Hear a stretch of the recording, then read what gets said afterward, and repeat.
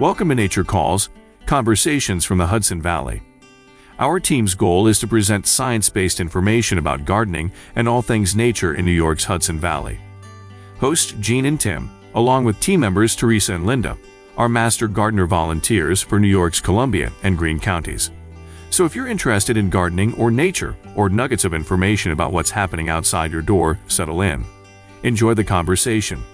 Whatever the season, we have something to say.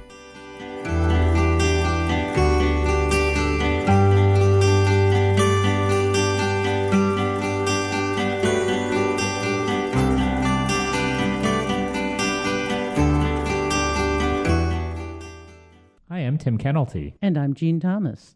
And welcome to Nature Calls, Conversations from the Hudson Valley. Today we're talking to Jenna Walzack and Zach Spangler, climate resiliency specialists from Cornell Cooperative Extension, about the impact of climate change on the Hudson Valley, and perhaps what we can do as gardeners and citizens. Welcome, Jenna and Zach.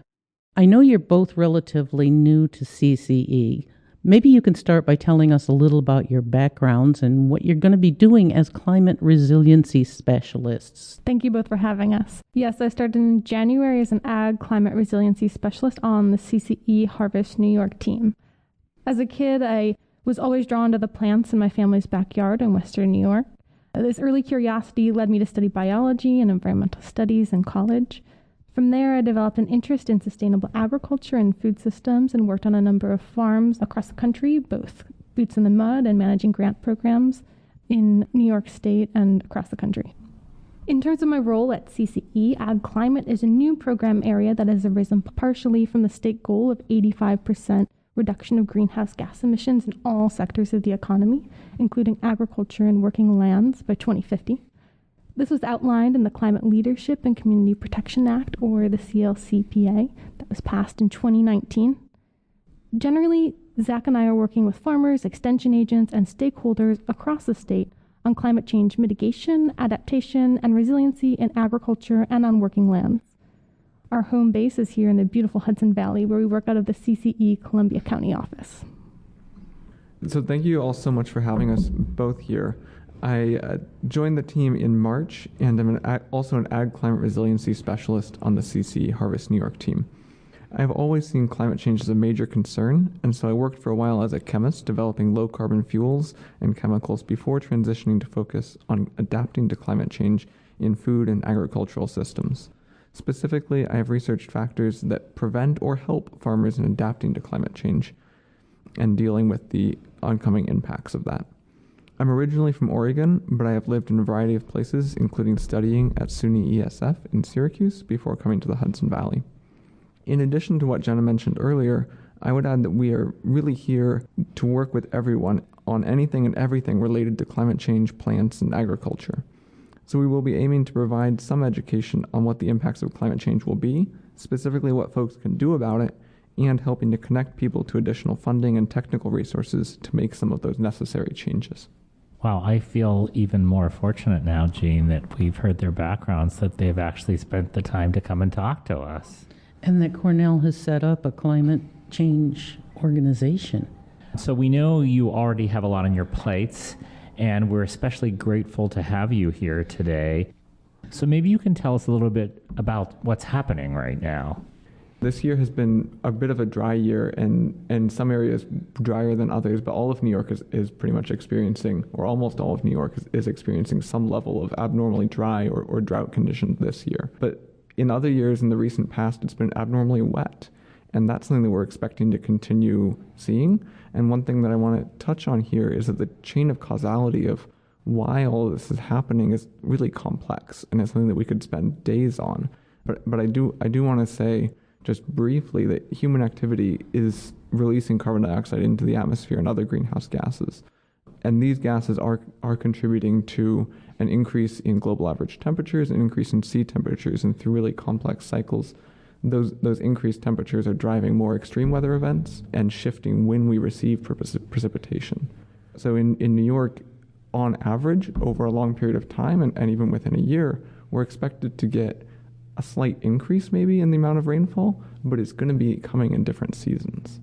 But it sounds like it's going to be fairly extreme, and we're going to have really wet and really dry years, more so than in the past. That's the expectation, yeah. So we know there's the monster droughts in the West and the water's just disappearing, and we're seeing heat waves all around the world.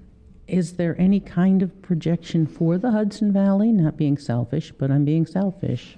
Yeah, so in New York State, we have a few publicly available reports that outline the projected effects of climate change on subregions of the state. There's one that's commonly called the Climate Report that was originally published by NYSERDA, or the New York State Energy Research and Development Authority, in 2011, and that was updated again in 2014. And the Climate Report contains a chapter specifically dedicated to the projected impacts of climate change on New York State agriculture. These are what the report refers to as climate hazards. And among the climate hazards for New York State agriculture are temperature, precipitation, increased frequency of extreme events, increased CO2 in the atmosphere, increased winter variability, and weed, insect, and disease pressure. Well, that doesn't sound good, does it? Not really. So let's talk a little bit about temperature. As gardeners, we are probably somewhat happy that we might be able to plant in zone 6 soon. Are temperatures going to change that much that we're going to see zone changes, or is that going to be something that's really variable as well? We are expecting to have some zone changes. In general and across the U.S., we're expecting basically zones to move a little bit north. And to get a little bit more detail on that, I want to go back to that same climate report that Jenna was talking about. So they used a variety of different models to look at potential future atmospheric CO2 concentrations and how those might affect things like heat waves and extreme temperature, and looking across New York State in several different regions. So we're going to present some data today that comes from that report that looks primarily at the Mohawk Valley and the eastern side of the Hudson River, so including Columbia County. But really the numbers aren't that different when you look at Greene County. And we're happy, hopefully, to put in the show notes a reference to that report so you can read it. That would be great. So you had said earlier that New York has a goal of reducing greenhouse gases by 85%. And is that much more aggressive than like a federal goal? I'm just curious if New York is different from the federal goals in reducing greenhouse gases. I would say in terms of state policy, New York State is kind of on the forefront of climate policy and has always kind of been a leader in environmental stewardship and climate action. Okay, precipitation. I keep going back to my drought and my rain barrels. Are there predictable changes, or is it just going to be severity, severe drought and severe rain, and is there any way to predict? So the New York State Climate Report projects that we will see an increase in average annual precipitation in the East Hudson region in the 2050s. If we look at historical precipitation data from 1971 to 2000 for Saratoga and compare it to a projection of an extreme case or a high estimate for the 2050s, there is a projected increase in 15% for the average annual precipitation. But the severity is unpredictable? Is that kind of what's happening?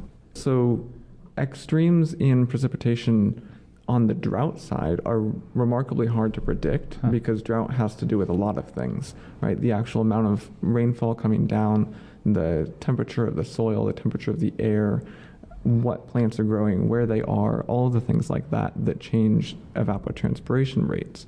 So drought is really hard to predict. Extreme rainfall events on the other side are a little bit easier to predict, and that climate report does have some reference to that. For example, Saratoga had 10 days with over 1 inch of rainfall annually during that baseline period from 1971 to 2000. And that's projected to increase to at least 13 days with over 1 inch of rainfall annually in the 2050s, and then continue increasing beyond that. So it's not really predictable. Drought is the bigger issue because that has to do with how long it is between rains. I'm not sure I would say that drought's necessarily a bigger issue. I think extreme rainfall events can also be a significant issue because those are going to cause a lot of erosion, and when they come that heavy and that fast, they can result in a lot of flooding and even physically damage plants. So the implications for agriculture and gardening are kind of scary. They can be, but they can be managed with some adaptation measures. That's what we want to We hear. definitely have to talk about that. My other bad question for you is CO2. So we know there's more and more CO2 in the atmosphere. And I read that some of the really bad plants, well, I think of something like poison ivy as being a bad plant because I'm really allergic to it, that are proliferating with more CO2. Are there more other negative impacts from CO2 in terms of plants and things like that as well we should be expecting? Absolutely. Sadly, yes. The study that you mentioned around poison ivy, definitely there was one study that showed that poison ivy actually makes more of the oil that makes your skin break out, and it grows faster with the increase in CO2 in the atmosphere. So that's a little concerning. But in addition to that, a lot of different weeds are going to grow faster and more vigorously, and they're going to have a chance to outcompete some of the native and perennial plants that we all like so much. So this is an advantage for the intruder plants more than it is for the natives? Typically, yes. Oh, yay. Perhaps hermetically sealing ourselves would be a solution. I've ordered my bubble. So this is when Tim and I are glad we're not in our 20s to see what's coming next. Tim might not make next week at the rate he's going. But seriously, what can we do as gardeners, as nature lovers, as citizens? Let's start with our roles as gardeners, of course. I assume we shouldn't be out there planting finicky plants that need watering and special fertilizing. What would you suggest? Yeah, so this is where I'll take a dive into some terminology for a minute. There are three main terms that we can say define our options for what we can do about climate change as gardeners, as nature lovers, and as citizens. We can take the route of mitigating climate change or reducing greenhouse gas emissions and sequestering carbon. We can adapt to climate change or alter existing practices and implement new strategies to meet the challenges of climate change. And the third term that I want to bring up is resilience. And this means fostering ecological, agricultural, and societal systems that are able to experience the hazards that we talked about earlier and continue to persist, while at the same time transforming to better withstand future shocks, including ecological, economic, and social aspects. So as a gardener, I would think a mitigation approach might be, I might want to plant more trees. Is that accurate? Is that mitigation, or is that, which one does that fall under? The thing about the terms that I just described is that they also overlap. Okay. So yeah, planting a tree helps to sequester carbon, so it's definitely mitigating climate change, but it can also promote resiliency and adapt to things such as soil erosion or maybe some of the other effects that we might see with climate change. Adaptation might be something like rain barrels. We were just talking about that Jean's going to learn all about collecting more rainwater. Yeah, next show. I would think, yes? Absolutely. Okay. And on that note, also drip irrigation and other ways to conserve water, particularly relevant this year. And on the topic of trees, I would also say that you can plant trees in strategic areas to kind of provide shade where you might need shade to reduce heat stress that's going to be more of an issue, or you can plant trees maybe in a way that they shade your air conditioner unit if that's outside, and that will reduce the energy demand. So that's also a mitigation approach. Lots of different things trees can do for you. So you were just talking about trees. So I'm talking to my neighbors who are cutting down trees. So really, if you're cutting down all your trees in your lot, you're really not just, aesthetically changing your land, but you might be taking away something that could really shade your house in terms of, cooling in the summer and things like that, right? You could actually save money from not cutting down trees in terms of your power and electricity and things like that. Is that correct? Yeah. Well, progress is always an issue here. My neighbors, because of the escape from New York scenario that goes on in Greene County. Mine are local. Yeah. Well, these guys are buying up lots, chopping down all the trees, drilling wells, and building houses. So I certainly can't begrudge somebody a new home, but the way they go about it should certainly be more mindful, one would think. How do you get the information to them? I mean, Joe Blow says, oh, goody, I'm going to build me a house, and is totally ignorant. How can we deal with that and point out to him that his future might be a little bit better if he were more mindful? And as a corollary to that, I guess with all of the legislation you're talking about, I'm wondering if New York State is thinking about regulating some of that in terms of climate change. Yeah, so I think you bring up a few important points in that, we do need resources to live, but we also need to manage them sustainably. And specifically for forests and tree use, we need kind of what is called enhanced forest management. So actually we do need to kind of selectively harvest trees in order to continue to sequester carbon in our forests, but it has to be done in kind of a smart and planned out way so that we are, continuing to foster the ecosystem and make sure that it is resilient. But in terms of public education, just continuing outreach and making information publicly available, I think is a very important thing.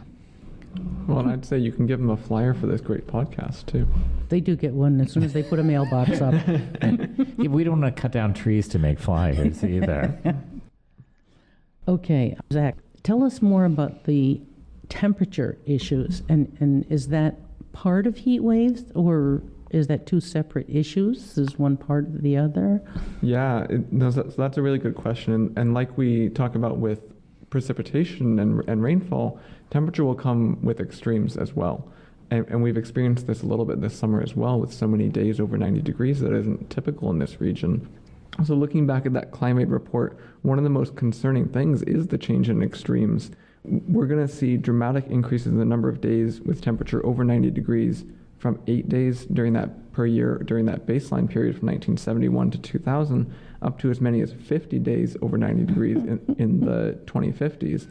And even more concerning, at least to me, is that we're going to start seeing days over 100 degrees in the Hudson Valley, which is historically not something that we see here hardly at all.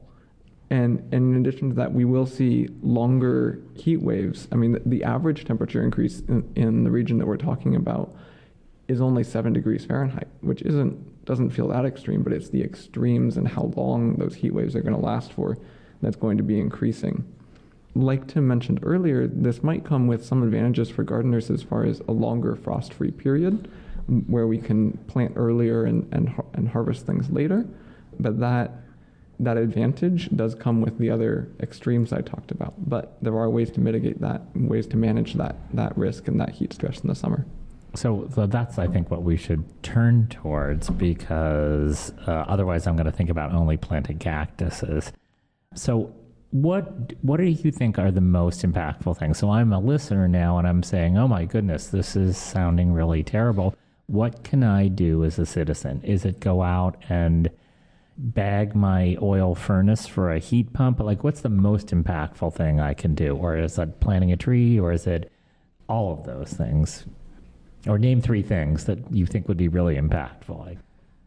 So as citizens, we all eat food, and we can support farmers in implementing some of what are called the climate smart agricultural practices.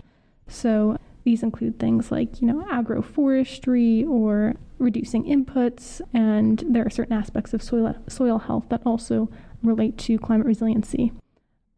As citizens as well, we can contribute to mitigating climate change by reducing food waste in our homes and communities by recycling and composting. And something we might not immediately think about when we're talking about gardening or agriculture is energy efficiency. So we can have energy audits done on our homes and on our businesses and kind of implement more energy efficiency measures. How about driving an electric car? Is that something that would have a big impact, do you think? Yeah, that's a great option as well. Now, my question is air conditioning. We've got these long, hot spells going on, and you can't go out and play in the yard, so you're going to be inside with the AC on. What kind of realistic measures are being taken to give people the opportunity to not be blowing their energy out the window or trying to keep a house cool in bad weather? Is there a program of any sort? It is a good question. As far as what you can do as a homeowner or as a landowner to reduce kind of that heating load or that cooling load during the summer, I think somebody mentioned heat pumps are a great option because they're more energy efficient than what we've historically used. Also, insulating your house. You can have an energy audit done where you can find where the heat is escaping in the winter or where the heat's getting in the summer, and put extra insulation in those areas to make sure that you're not wasting energy heating the outside or cooling the outside. And there are some tax credits coming up with the new federal legislation for all of those things, right? Yes, correct. Okay, we're talking about the government stepping in at all levels, and the Congress has just put through the new, what do they call it? It's called the Inflation Reduction Act. Right, with a huge climate control section. Are you guys familiar with the details of that yet? I know it's kind of fresh, no? Yeah, I've heard some of the overviews of it. And is that something that you're going to be, besides the New York State regulations and the New York State goals, are you going to be also educating the public about the federal legislation as well? Is that part of your realm going forward? I think that the federal legislation is and will continue to be important because it will allow New York State to fund some of the initiatives that things like the Climate Leadership and Community Protection Act has put forward. So that funding is really a critical piece. So I think we found the positive note that the government is actually stepping up and maybe not too late. We want to know 3 positive things that you guys are optimistic about, because I know you spend your days looking at all the gloom and doom and trying to repackage it so that we can see some hope. So give us 3 things. So one thing that really makes me very optimistic, especially in this region, is that the impacts of climate change, and we've mentioned some of them, that will be, not the worst thing, right? Longer growing season, pretty good in some cases. And we also have many options to manage the negative impacts. We are positioned in a place and a time where we're not expected to experience the mega droughts that we see in the western part of the U.S. We're not expected to experience the extraordinary fires that, again, are wreaking havoc in the western U.S. We have an opportunity here in New York and here in the Hudson Valley to really take a moment and take action and become engaged as citizens in tree planting campaigns, increasing energy efficiency, conserving our soil health, and other activities that can reduce the impacts of climate change in the future on ourselves by reducing greenhouse gas emissions, sequestering carbon, and taking direct action to reduce the impacts of heat stress and intense precipitation events and things like that. Jenna, what's your favorite? Yeah, I would say, as we mentioned earlier, that New York State is a leader, climate stewardship and climate policy, so there's definitely a hopeful note there. And second, I would say that there are a lot of amazing farmers and grassroots groups in New York State who are already taking action on implementing climate change mitigation, adaptation, and resiliency measures. So if you're looking for opportunities for climate action, there are many organizations in the Hudson Valley and across New York State that you can join or support, including your county CCE. Excellent. And it does sound like, the really positive thing is, if you're listening to this, that as a citizen, some of the things you've suggested today, you really can make a difference, especially cumulatively. Like if everybody starts composting and if everybody plants a tree, cumulatively, it would have an effect, yes? Absolutely.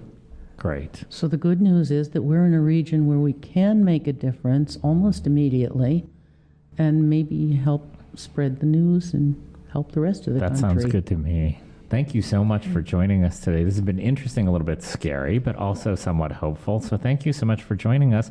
And I hope you're out there communicating to the whole Hudson Valley so that everybody else gets the understanding that we got today. Thank you.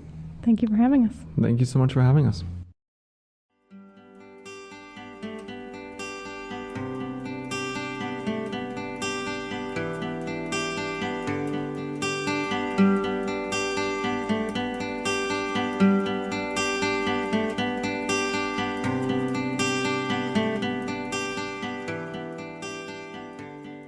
That concludes another episode of Nature Calls, Conversations from the Hudson Valley.